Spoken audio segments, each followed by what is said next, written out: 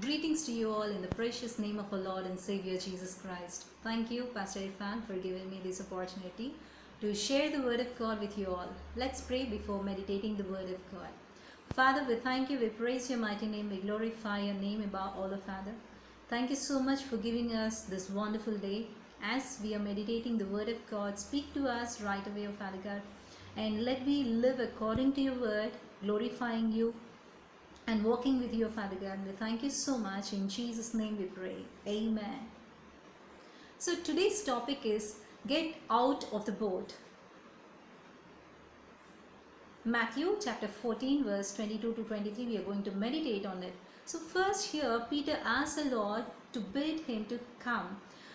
When we need to be in prayer and ask God what he would have for us to do in our lives.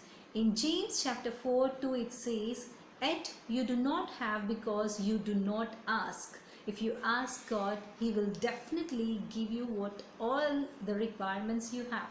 Sometimes we say, I wish that God would let me do this or do that.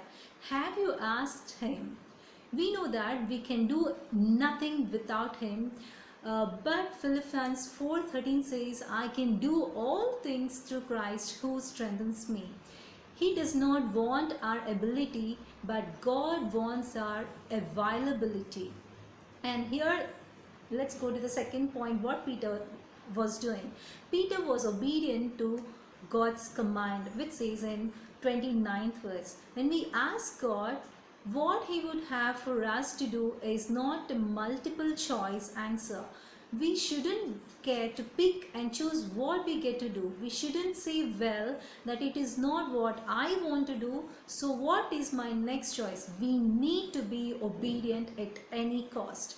And next point is Peter only began to sink after he took his eyes off from Jesus.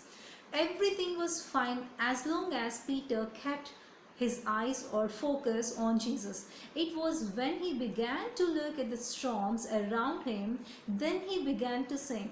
The same is true with all of us. When we take off our eyes from God or Jesus, when we take our focus from God, then he will sink into sin as well. Satan is a master deceiver. He will deceive any kind of person who doesn't focus on God, who doesn't focus on Jesus. He will use the storms of this world to take our eyes off Jesus. This should be a good example, a great example for all of us. When storms of life surround us, then we should need to keep our eyes or keep our focus on Jesus, and we will be safe and secure in his arms. And next point is fourth point, when Peter messed up, he asked Jesus to help him again. In verse 30 to 32. Peter, when he took off his eyes from Jesus and began to sink, he cried out, only one could help. The other disciples certainly were not going to get off the boat and go to help. In verse 31, it says that immediately Jesus stretched out his hand and caught him. Jesus not only saved him from drowning, but he put Peter back in the boat. Now Jesus could have stopped there, but instead Jesus got into the boat with him and he caused the winds to cease. He did not need to get into the boat. He was still walking on the water. The storm was not bothering him at all. Jesus getting in the boat and calming the storm was not for him, but it was for Peter and the other disciples as well. When we go through the storms in our lives, we need to realize that God will not allow us to have more than we can bear, and he is there with us during the storms of life, even when we might have been the one who caused the storm to start with. That is God. That is his grace. And finally, the fifth point is, at least Peter got out of the boat. While some might look down at Peter for not having the faith and sinking, but at least he got out of the boat. There were other disciples as well with him who just sit in the boat and watch this show. You see, the thing about it, Peter did not walk on the water. The other disciples could never claim to do that. It doesn't mean say that how many steps or how long he did, but how cool it is to be able to walk on the water. This is the same thing people, with the people today. They want to stay in comfort zone, to sit in the post and maybe even criticize others, but they never get out of the boat.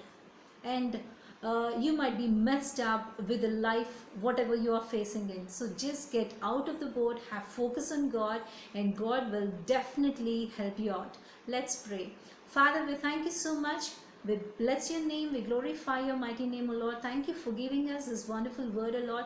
Let me practice it in our lives. Let me focus whatever the storms we have or whatever the winds we are facing, but let our focus be on you alone, because you are the one who sees every kind of storms. You're the one who sees every kind of winds, O Father God. So let me have trust in you, and let me have focus in you alone, O Father God.